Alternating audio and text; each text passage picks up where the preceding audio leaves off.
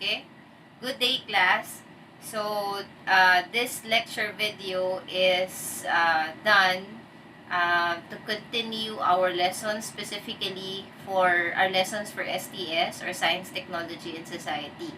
So, as suggested, we are encouraged to create these lecture videos or to shift on online classes for us to continue our discussion, our lessons. So, hopefully, this will somehow help you understood the topics. Okay? So let's start with the first topic, which is GMO. Okay, so what is GMO? It stands for genetically modified organism.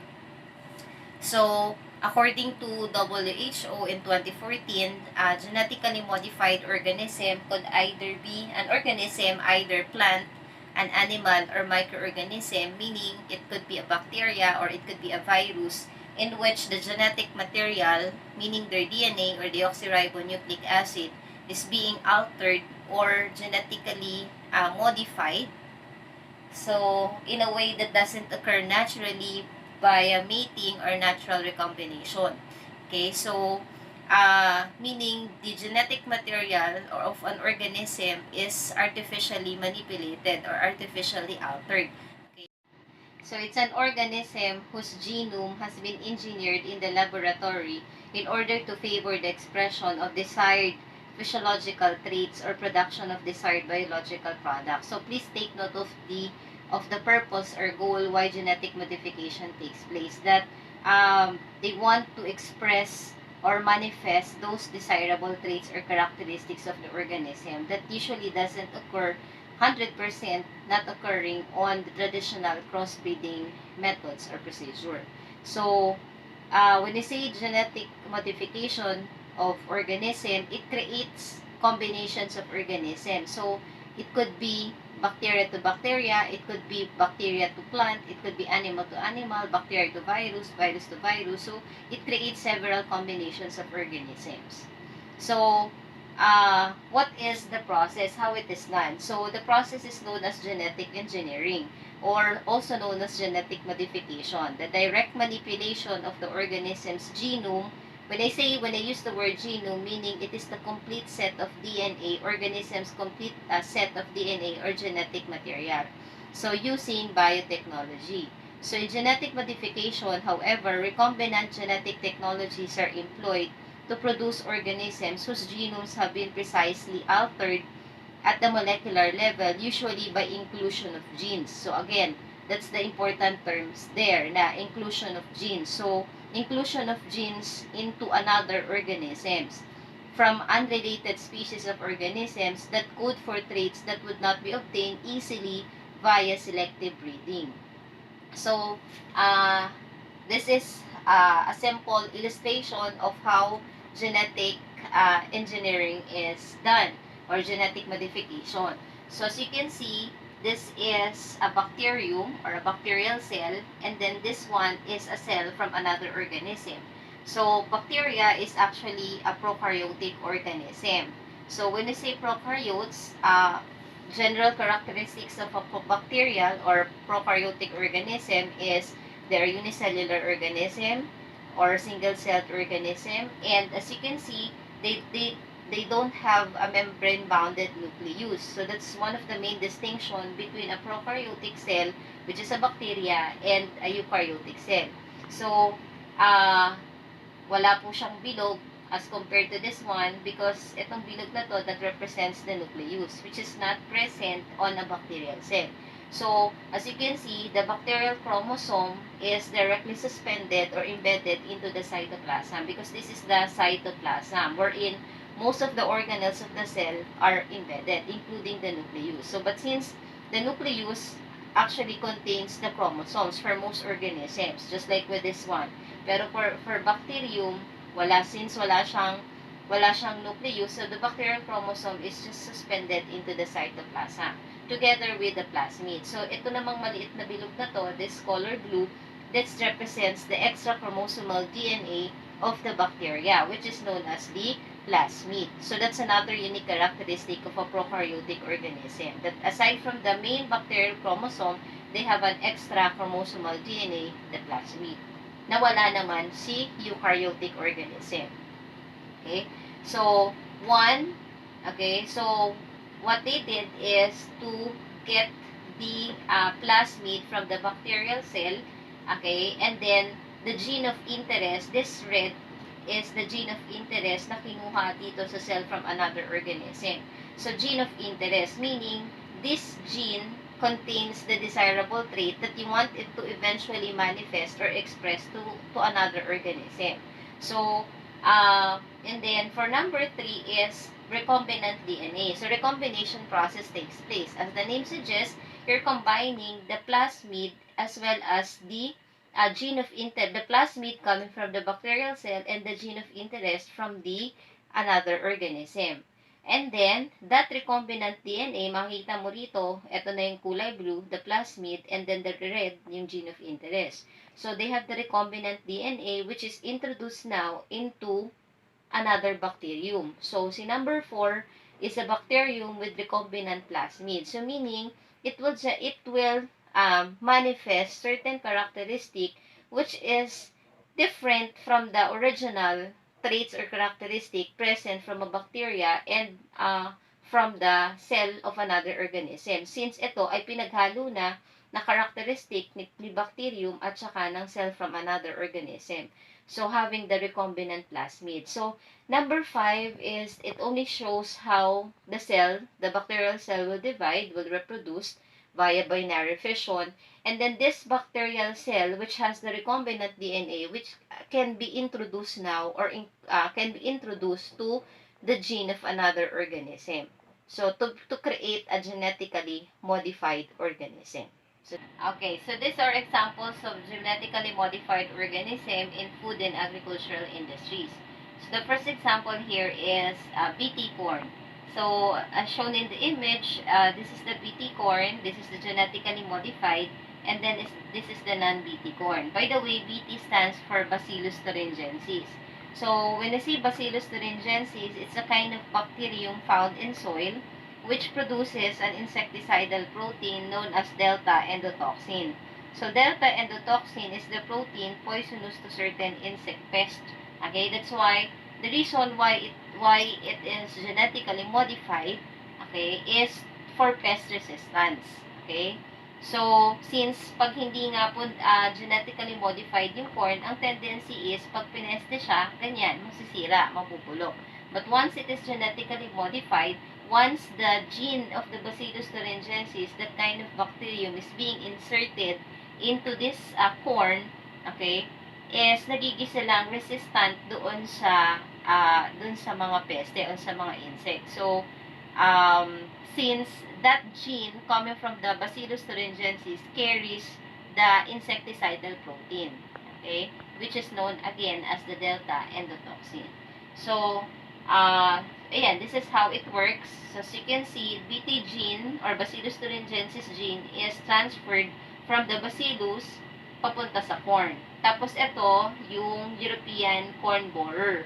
So, it's a pest that feeds on the corn plant and then ingests the protein encoded by the BT gene. So, the BT protein, which is the delta endotoxin, penetrates and collapses the cell of the corn borer, okay, lining the gut, and then the insect or the pest dies because of the inserted gene coming from the Bacillus thuringiensis into the corn. So, the purpose why it is genetically modified is for pest resistance. Second is virus resistance. Okay? The reason, okay, or another benefit of genetically modified organism is virus resistance. So, the example, kung kanina merong corn, ngayon naman papaya. Okay? So, this is the papaya ring spot virus. Okay? So, nakikita dito, papaya ring spot virus threatened more than 50% of Hawaii's second most important fruit crop. Since una tong na-discover in Hawaii. Okay? So, in Hawaii, parang ang pinaka one of the most important na food source nila or agriculture nila is pagtatanim ng papaya. So, naging malaki yung epekto sa kanila nung nagkaroon ng papaya ring spot virus sa mga papaya. And ang bilis kasi ng transmission because yung naging vector or carrier of this kind of virus are the aphids. So, aphids serves as a vector for the virus. So, once nag-pollinate yung aphids, na-transfer yung aphids from one papaya to another, nagkakaroon ng transmission of the papaya ring spot virus.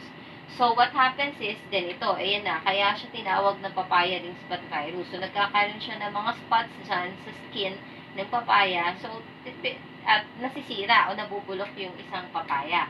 So, what they did as a solution to that is gawing resistant yung papaya dun sa virus. How? By making it genetically modified, in which the gene coming from the papaya ring spot virus itself is being inserted into the papaya.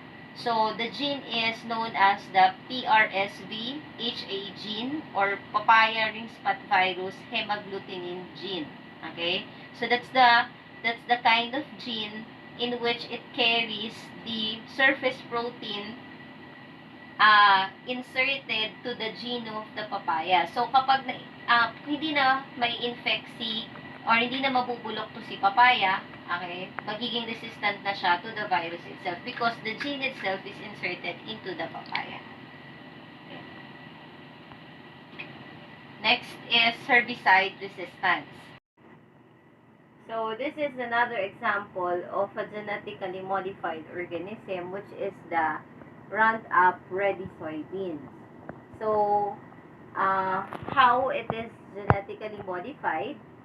So, it is genetically engineered soybean that had their DNA altered to allow themselves to withstand the herbicide known as the glyphosate. Actually, Roundup is the brand name for herbicide in which the active ingredient of that herbicide is the glyphosate. So, this genetically modified soybean is actually glyphosate tolerant. Okay, so which is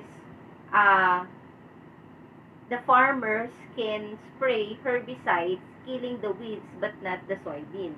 So, kaya ang major role or purpose why it is genetically modified is for herbicide resistance. Diba ang tendency kasi pag nagtanim ka, hindi maiwasan na may mga tumutubong mga weeds o ibang halaman around dun sa itinanim mo, which serves as a competitor. So, ang tendency is tatanggalin natin. Competitor sila ng minerals and nutrients ng halaman na itinanim mo.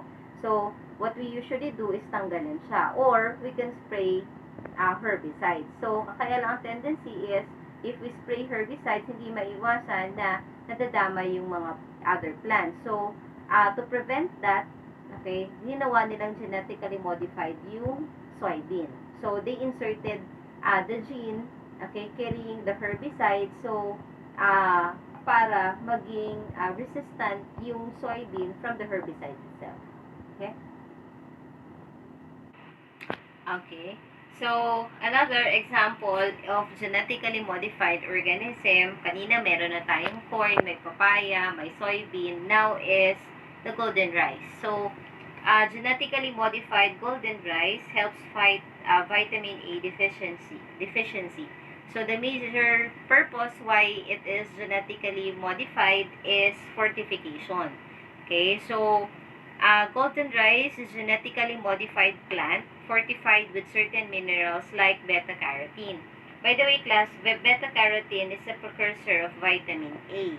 Okay, so, golden rice is created by transformation process, transforming rice with beta-carotene genes from either a daffodil plant, so it could be a plant to plant, okay, genetic modification. So, the gene for beta-carotene is inserted into the golden rice coming from the daffodil plant, so it could be plant to plant, or it could be a transformation process coming from a bacteria or soil bacterium papunta kay golden rice. Okay, so since ang mga bacteria, they could transfer their genes or they could transfer the genes or their plasmid via three process. It could be transformation, it could be conjugation, or it could be transduction. So, when we say transduction, this is when the bacteria transfer the genes from the donor to its recipient via carrier, via a vector, which is usually a virus. Okay? Now, pag sinabi naman natin conjugation is once the donor and the donor bacterium and the recipient bacterium conjugate via the pilus or the pili. So, the pilus is a hair-like appendage found on the surface of a bacteria in which yun yung nagiging tulay para or channel that will help the donor to transfer the plasmid or the genes from the donor to its recipient. Okay? So, or pwede rin naman na transformation process. So, transformation is yung exogenous DNA or genetic material coming from the surrounding or from the soil, for instance, is nakukuha or natatransfer papunta sa donor to its recipient. Okay? So, ganun yung dito sa transformation process yung nangyayari dito sa golden rice kapag bacteria yung pinagkunan o yung source ng beta-carotene genes. Yeah. So, this is how the golden rice becomes genetically modified. Okay? With vitamin A. Okay, so this is another example, aside from the golden rice kanina. Okay, another example of genetically modified, genetically modified product is the apple, the Arctic apple. So, the purpose why it is genetically modified is for cosmetic preservation. Because what they did for genetic modification is the gene slicing, meaning they specifically cut off or reduces the expression of polyphenol oxidase. Okay, polyphenol oxidase is the chemical responsible for the browning of apple.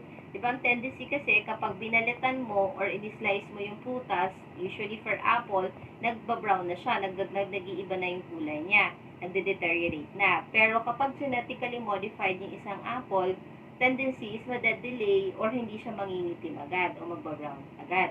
So, because nire-reduce mo nga yung manifestation or expression of the gene carrying the polyphenol oxidase responsible for the browning of apple. Okay, next is the salmon, the Aqua Advantage salmon. So, purpose is to increase the growth rate. So, how it is genetically modified. So, the gene coming from the ocean pout, okay, is inserted into the Chinook salmon. So, the ocean pout is an eel-like fish. Itong maliit na yan, it's an eel-like fish. So, which was introduced to the Pacific Chinook salmon, making the salmon grow faster than its normal rate. So, ito na siya. Okay, naging GM salmon na o genetically modified salmon. Since si ocean pout, kahit ganyan siya, maliit lang siya, but isang characteristic ng ocean pout is it carries a gene that can tolerate extremely cold water. So, kapag in-insert yung gene na yun sa Chinook salmon, ang genetically modified salmon is it can tolerate extremely cold water, meaning all year round, it will allow the growth of the salmon. So, ang tendency is mas lalaki yung genetically modified salmon as compared to not GMO.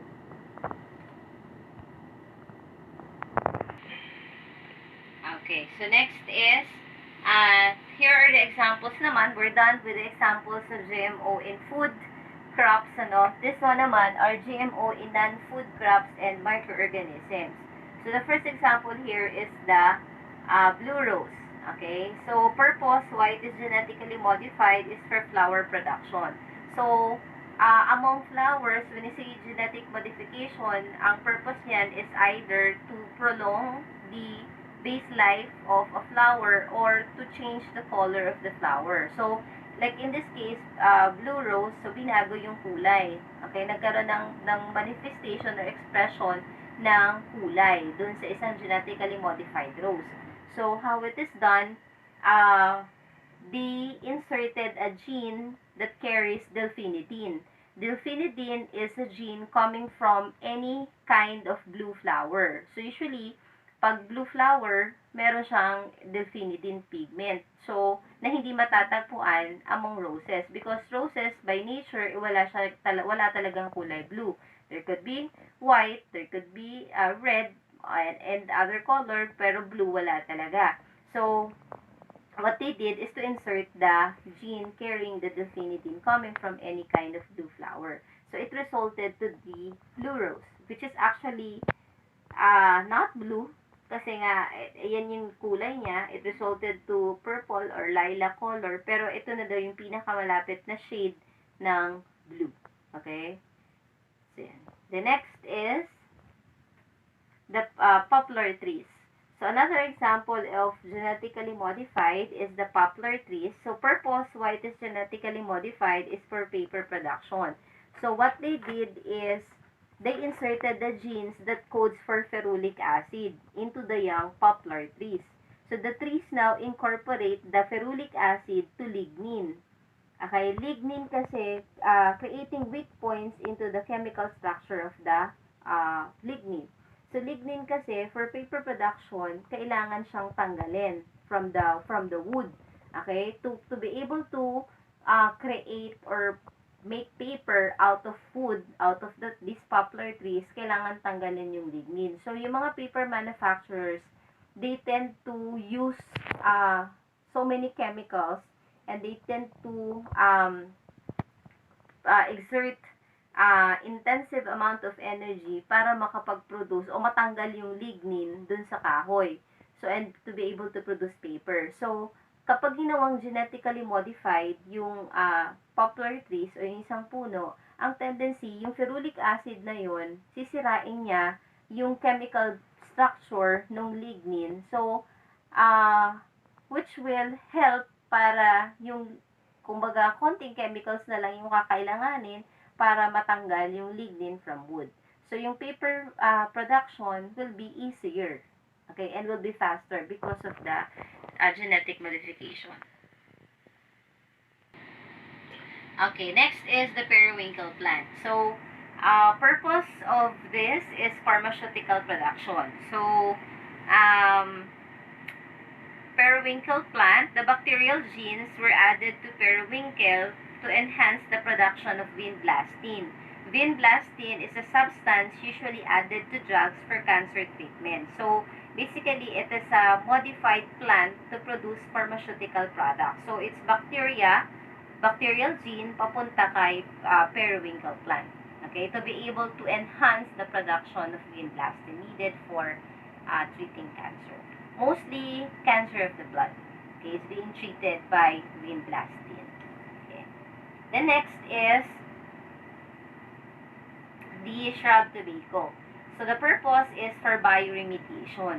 So, what they did is, ito naman, just the same with periwinkle kanina, bacteria to plant, ito naman, bacteria to plant pa rin. So, the use of modified plants to assist the bioremediation among polluted sites. Because, ginawa siyang, the shrub tobacco becomes genetically modified with phytokeratin. Phytokeratin is used for bioremediation. Nakita nila na nung in-insert nila yung genes of the genes coming from bacteria which carries phytokeratin dito sa shrub tobacco, it shows that the shrub tobacco can absorb a high level of chemicals, accumulation of chemicals like boron, zinc, lead, cadmium. Okay? So, meaning this kind of plant can absorb those toxic chemicals or polluted sites, pwedeng sa lupa or pwede rin sa tubig. Okay? Next is the thermoanaerobacter. Okay, and then the purpose is enzyme and drug production, or in this case, it is enzyme production, because this is bacteria to bacteria. So, what they did, the use of modified microorganism which can produce enzyme for food processing and medicine. So in this case, the Bacillus bacteria was genetically modified with the gene of Thermoanerobacter.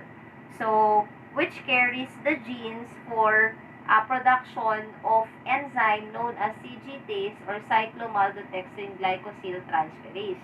So, what they did is para makapag-produce si Bacillus bacteria ng enzyme na to na ginagamit as food flavor enhancer is ginawa siyang genetically modified. So, yung enzyme kasi na to, hindi ang carrier talaga niya is a Thermoanerobacter. So, para si Bacillus type of bacteria can also carries or can also produce this gene. So, in-insert yung gene ni Thermoanerobacter that carries CGTase papunta kay Bacillus bacteria. Okay. Next one is the humulin. Okay, so the genetically modified insulin. Okay, so which is, ang purpose is GMOs in medical field. Kasi, di ba, ang insulin, okay, is ginagamit siya to lower the blood sugar or the glucose level in our bloodstream, in our blood. So, used for diabetic patients. So, humulin is the first genetically engineered insulin used for usually for type 1 diabetes. Okay? And kaya lang nagkaroon ng mga for some people nagkaroon ng mga allergic reactions because this type of insulin, the first genetically engineered insulin ay nanggagaling, ang sources niya is animals like cows and pigs. So, for some people, once inintroduce na sa kanila yung humulin, it triggers certain allergic reactions. So, in 1996, they created, okay, the first modified human insulin, which is known as the Humalog. Okay? So, the gene for insulin was inserted to bacterial DNA that was able to produce almost exactly the same human insulin. So, in that case, mas na-lessen na or at least talagang wala ng allergic reactions because hindi na galing sa animals. Okay? We're done with all the examples of genetically modified. So, these are some of the benefits which are actually na-discuss ko na rin naman kanina. So, benefits of GMO, higher efficiency in farming, increase in harvest, improvement of desirable traits or characteristics, which is again the major purpose of genetic modification, to express or to manifest desirable traits of an organism, nutritional and pharmaceutical enhancement like the fortification kanina with golden rice, and to reduce the use of fertilizer and pesticides. Once ginawa mo nga kasing genetically modified yung isang halaman, ang tendency is malilesen na o malilimit na the use of fertilizers, okay, and the use of herbicides and pesticides and such. Okay? Next are the potential risks of GMO. So, unang-una na is it can promote mutation among organisms. So, when we say mutation, it is the change that occurs in the DNA sequence either due to mistakes when DNA is being copied or as a result of environmental factors. So, the GMO may develop certain abnormalities more than the desirable traits or characteristics na gusto mo. So, yun yung maaring maging risk of genetic modification, that sometimes ito lang yung gusto mong traits or na gusto mong mag-manifest, but because of mutation, maaring mag-trigger yon para makapag-create ka ng ibang traits or characteristics. Okay? So, another is human consumption of GMOs might have the following effect: more allergic reaction, gene mutation, antibiotic resistance, or the GMO may have change in their nutritional value. Then, pangatlo is risk in gene flow. So, when we say risk of gene flow, the transfer of absorbed modified genes to the other organism. So, ang iniisip kasi nila is, halimbawa, nagtanim ka ng isang genetically modified organism or halaman, genetically modified plant, tapos, pag namatay yung halaman, okay, ang tendency is maaari magkaroon ng transfer of modified gene from the dead plant papunta dun sa soil bacterium or yung mga decomposer. So, maaaring matransfer yung modified gene from the decaying or dead plant to either bacteria o kaya fungus or any decomposers in nature. And then, from there, nagtanim ka ng isa pang halaman which is not genetically modified and then na-absorb yung modified gene from the soil bacterium. So, there could be a transfer of a modified gene from one to another.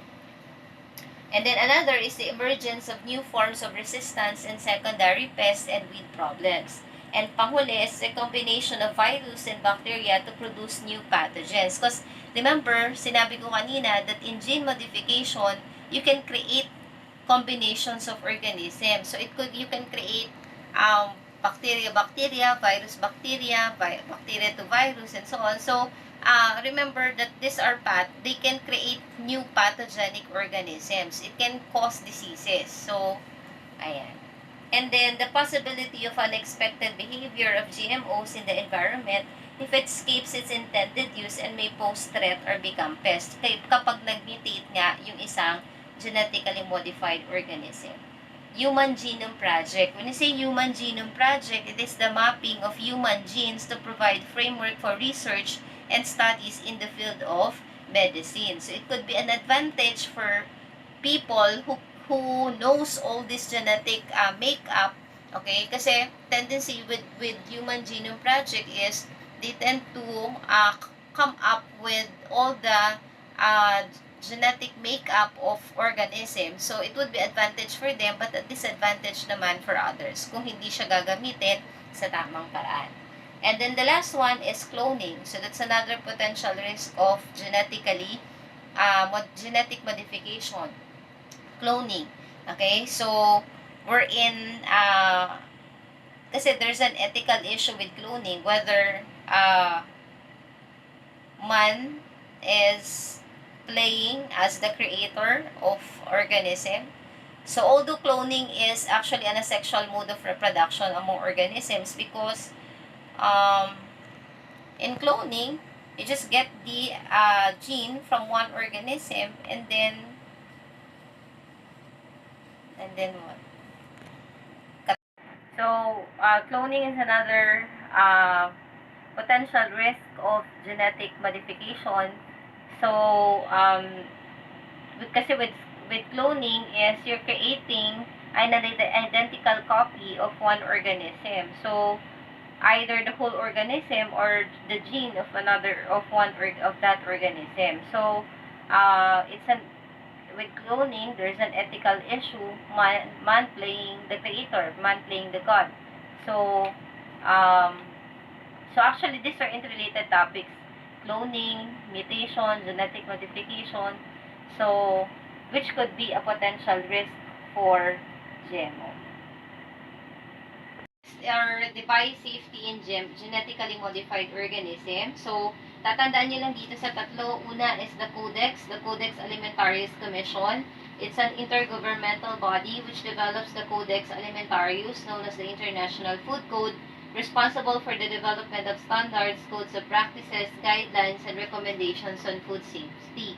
So, basically, yung Codex is, it includes pre-market assessment of those products, whether ito ba ay na-assess na ba, whether ito ay approved, okay, or hindi para ibenta sa market. Okay? And then the Cartagena Protocol on Biosafety, International Environmental Treaty, which regulates the transboundary movement of living modified organism.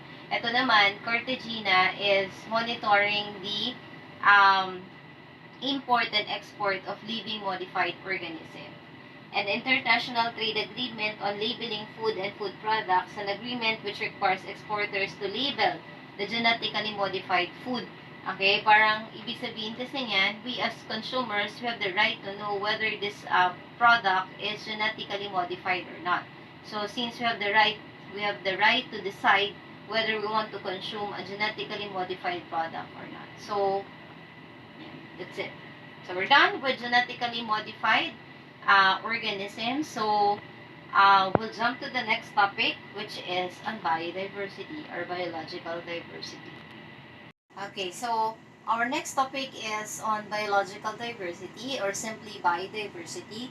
So as you can see, when you say biodiversity, variation in life forms, that's a simple definition of what it is. So vast variety of life forms in the entire Earth. It encompasses all kinds of life forms from single-celled organism to the largest multicellular organism just like us. So biodiversity is a variability among living organisms from all sources including terrestrial, marine, and other aquatic ecosystem, and the ecological complexes of which they are part, which includes diversity within species, between species, and of ecosystem. So I highlighted these terms because remember that when you say biodiversity, there are three types. It could be ecosystem diversity, it could be species diversity, and it could be genetic diversity, which is shown in the next which will be discussed later. So, but we have to remember in discussing biodiversity, we have to remember other terms, important terms like community, ecosystem, gene, population, and species. So, um, when you say community, it's a population of organisms of different species that interact with one another. While ecosystem is any geographic area with all of the living organisms present and the non-living parts of their physical environment. While population is a group of individuals belonging to one species living in an area. So please take note of the difference among those three terms. Among population, community, and ecosystem. Because remember that when you say population, this is the group of organisms of the same species occupying a certain area at a particular time. So, pero pag sinabi natin community, it is a group of populations that interacts with one another.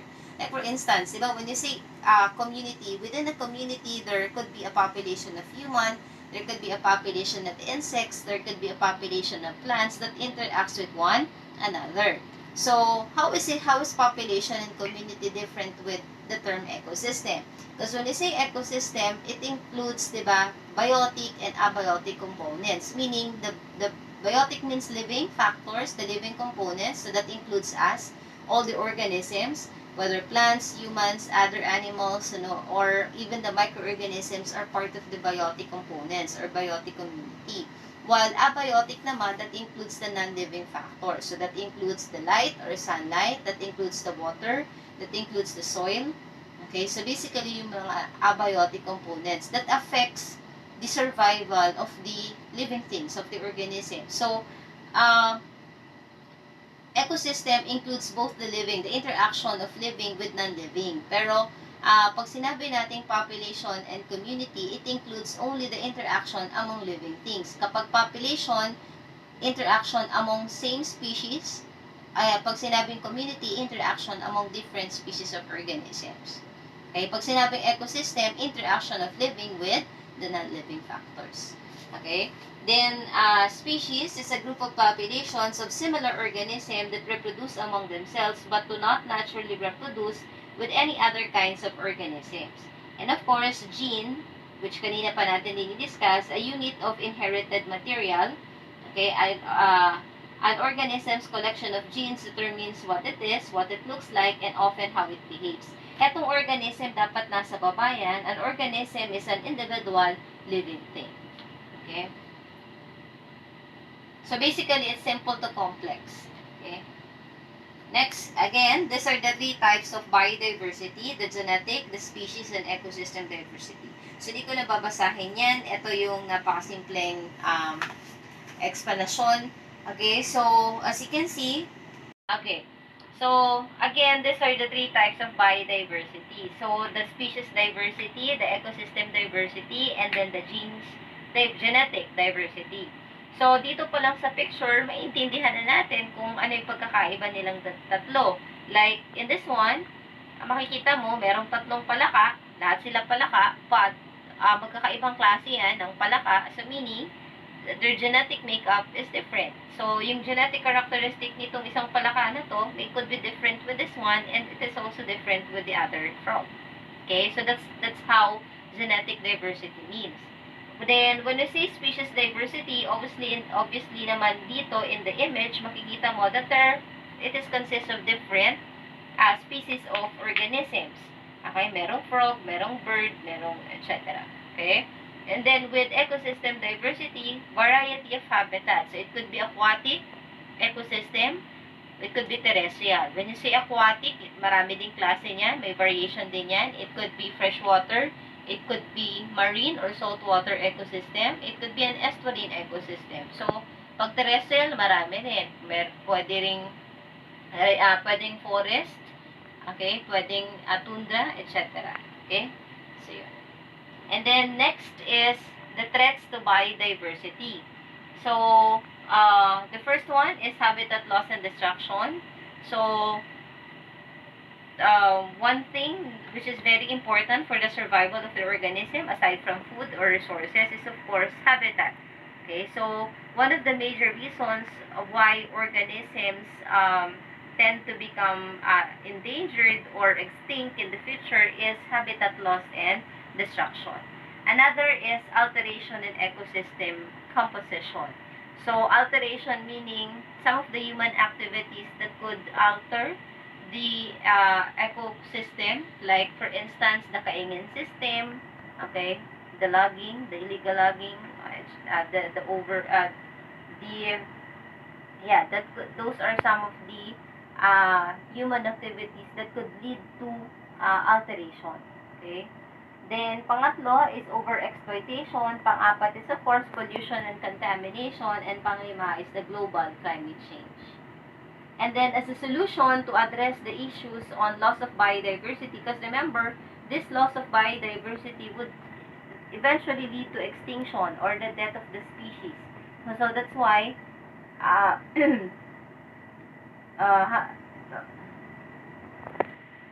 okay, so, the loss of biodiversity, which could eventually lead to the extinction or the death of the species. So, as a solution to address this problem, environmental problem, so the United Nations General Assembly created this World Wildlife Day, which is celebrated every March 3, okay, to celebrate awareness on the wildlife, flora and fauna, the benefits of conservation of this wildlife, flora and fauna. Okay, the plants and the animals. Okay, sustaining all life on Earth. Yeah. So, yearly po yan. Okay, so the last topic is climate change. Okay, so as the name suggests, it refers to statistically significant changes in our climate for a continuous period of time. So, what are the causes? It could be natural, it could be man-made or human activities. So, natural causes includes volcanic eruptions, which could emit natural aerosols like carbon dioxide, sulfur dioxide, volcanic ashes, dust, and others, which can cause cooling effect to the lithosphere. Because itong mga natural aerosols na to, sinasabi that they can trap, okay, or block off certain amount or certain percentage of solar radiation, which could result to the cooling effect of the Earth. Then, some of these aerosols can trigger acid rain, okay, which is, alam naman natin, detrimental to the Earth. And then, another natural cause of climate change is orbital changes. So, this includes eccentricity, obliquity, and precession. So, when we say, meron tayong, ayan, the Milankovitch cycle. So, Milankovitch basically describes the effect of the Earth movement, changes in the Earth movement on the climate.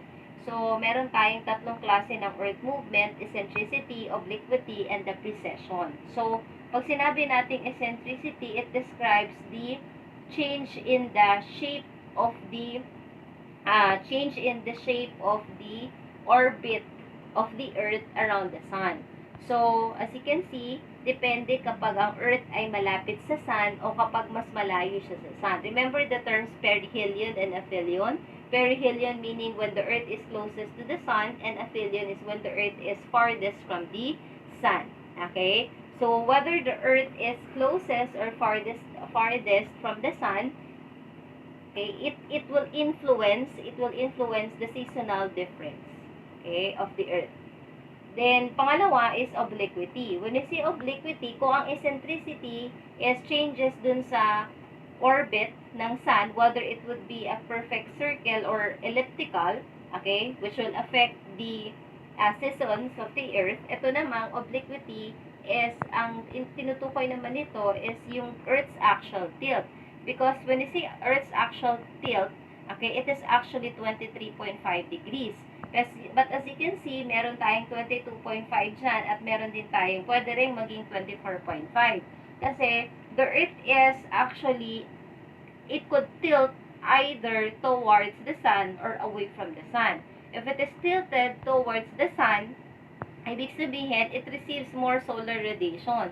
So, kapag summer season yan, tendency is mas extreme yung init na nararamdaman as compared to when the Earth is tilted away from the Sun. So, yun yung tinatawag nating summer solstice, na mas mahaba yung araw kaysa sa gabi. Okay? Kapag, when the Earth naman is tilted away from the Sun, ibig sabihin naman, ito yung mga araw or buwan, per month kung sa atin, sa Pilipinas, diba, na mas mahaba naman yung gabi kaysa sa araw. So, ang tawag dyan is winter solstice. Now, what if the Earth is not tilted neither towards or away from the Sun? Okay? Ang tawag po natin dyan is equinoxes. Meaning, okay, yung length of daylight and darkness is nearly equal. Okay? Because the Earth is not tilted towards or away from the Sun. And then the last one is precession. So, if eccentricity discusses the or describes the orbit, the shape of the orbit of the planet Earth to the Sun, around the Sun, and obliquity is about the Earth's actual tilt, while precession naman is about the Earth's rotational axis. So, kapag nagbago kasi yung, change in the orientation of the Earth's rotational axis. So, pag nagbago kasi yung ikot, okay, rotation of the Earth on its own axis, ibig sabihin nun, mababago rin yung dates of perihelion and aphelion. So, pag nagbago yung dates of perihelion and aphelion, magbabago, ibig sabihin, yung ating season. Okay? So, kaya interrelated naman silang tatlo. Okay? So, this is another natural cause of climate change. Then, for human activities, of course, etong picture na to, this is the use of fertilizer. So, the use of fertilizer like nitrous oxide, okay? So, eto kasing mga to, like, eto naman, burning of fossil fuels, eto deforestation, normally, nag-emit po sila ng mga carbon compounds, like carbon dioxide, which is considered as a greenhouse gas. Remember, that greenhouse gas is actually important. It keeps the earth warm. But excessive amount or accumulation of these greenhouse gases, like carbon dioxide, methane, nitrous oxide, or nitrogen dioxide, water vapor, ozone, okay, or O3, o yung mga fluorinated carbon like hydrofluorocarbons or chlorofluorocarbons or perfluorocarbons, okay, once they're emitted into the atmosphere, okay, and nag-accumulate sila, it will cause yung tinatawag natin na global warming, which is the increase in the average temperature of the Earth. Okay, so what would be the effect? Ayan, potential effects. The increase in temperature, yung tinatawag kong temperature of the Earth, yung tinatawag kong global warming. Increase in the amount of precipitation, o yung rainfall rate. Kaya di ba sa ngayon, mas mabilis, mas madami na yung ulan, okay, yung amount of rainfall sa isang lugar, dumadami na siya as compared noon. Yung bilang ng bagyo sa isang lugar ay mas dumadami na rin. Okay? So, and another effect is, of course, sea level rise due to the melting of glaciers. Okay? So, as a solution, okay, so we have this Climate Change Act of 2009. Actually, this is the Philippine Climate Change Act of 2009, which created the Climate Change Commission under the Office of the President. So the commission is in charge of programs to cut down the carbon emission and to lessen the impacts of climate change. Okay? So hopefully, naintindihan po natin. So that's the end of our discussion on this three topics. Okay? So, yeah. That's it. Yeah, we're done with this topic. So, class, keep safe. Ingat po tayo. So, let's just stay at home. Okay? So, yeah. That's it. Ano? Bye!